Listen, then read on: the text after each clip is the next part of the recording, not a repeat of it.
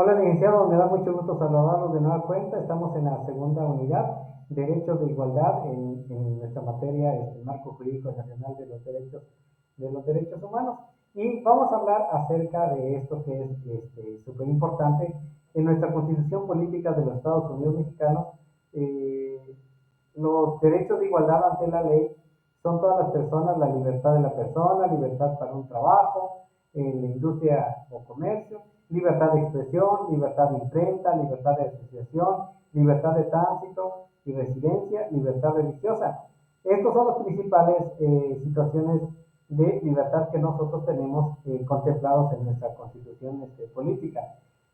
También tenemos el derecho a poseer armas, derecho a la información y retroactividad de las leyes, una garantía de audiencia, garantía de legalidad, seguridad jurídica en materia penal internacional, inviolabilidad de las comunicaciones privadas, inviolabilidad del domicilio, seguridad jurídica en materia de órdenes de aprehensión o detención, seguridad jurídica en los procesos en materia penal.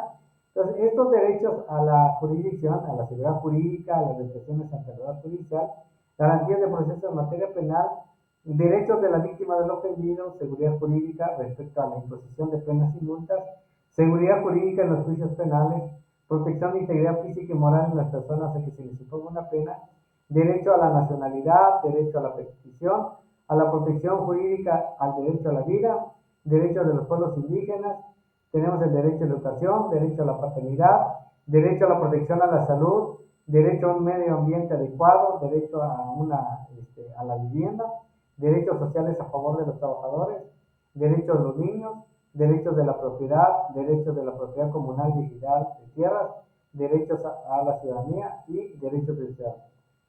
Podemos mencionar asimismo que la Comisión Americana de los Derechos Humanos, que amplió el contenido del alcance de esto de 1948, auspiciada por la Organización de Estados Americanos y suscrita en la Conferencia de San José de Costa Rica el 22 de noviembre del 69, entró en vigor el 18 de julio del 78 y fue ratificada en nuestro país e incorporada a nuestro derecho interno en el Senado de la República en 1981. Pero, ¿cuáles van a ser estas características de los derechos humanos? Los derechos humanos tienen las características que los hacen distinguir de los demás derechos según su comportamiento jurídico se caracteriza por lo siguiente.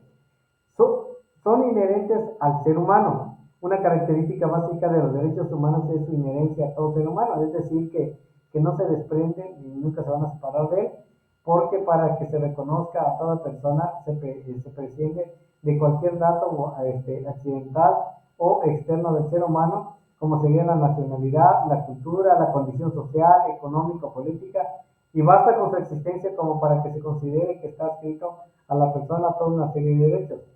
Para su existencia no se precisa el reconocimiento del Estado, ya que son oponibles ante su ignorancia o desconocimiento o bien a su franca vulneración.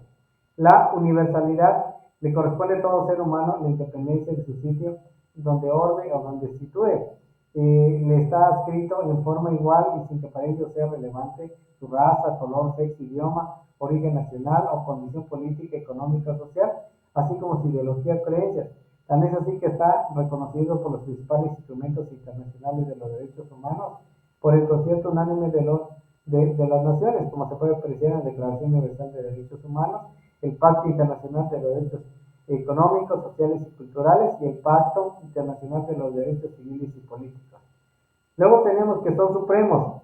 Los derechos humanos son por el hecho de estar consagrados constitucionalmente, gozan de supremacía que establece el artículo 133 y el primero constitucional, y en consecuencia todos los derechos humanos serán ley suprema de la Unión. Luego tenemos la restricción u obligaciones. En primer lugar, el Estado nacional, enseguida la comunidad internacional, en concierto de naciones para particulares, el contenido permite advertir que son limitaciones al poder público que abandonan en beneficio de los derechos sociales. Luego tenemos la transnacionalidad o internacionalidad, en medida que están en estas circunstancias el reconocimiento del Estado, en concreto porque establecen a favor de un individuo en razón de su nacionalidad o residencia. Irrenunciabilidad es otro. ¿Sí? La vigencia y validez de estos derechos humanos no está sujeta a la voluntad particular del Estado, por lo que no puede la persona convenir a su limitación o restricción. Y universalidad, una vez que se incorpora formalmente a la parte del Estado jurídico, de un individuo o bien porque ha sido reconocido como parte inherente del ser humano. Luego tenemos la progresividad, son que se tiene un carácter básico o elemento e irreductible, por lo que se desconoce, ya que podría señalarse que tiene una condición de ser humano. Su imposible desconocimiento desde el punto de vista jurídico daría lugar a la negación de la persona humana. Esta característica lleva al reconocimiento de generaciones de derechos humanos e instauración de diversos instrumentos. Es fundamental que nosotros entendamos que estos derechos de igualdad, como su nombre lo dice, ¿sí?, aplica para todos los seres humanos, sin importar sexo, religión, condición social y demás. Me da mucho gusto saludarlos, espero verlos en la siguiente videocápsula. Hasta luego. Adiós.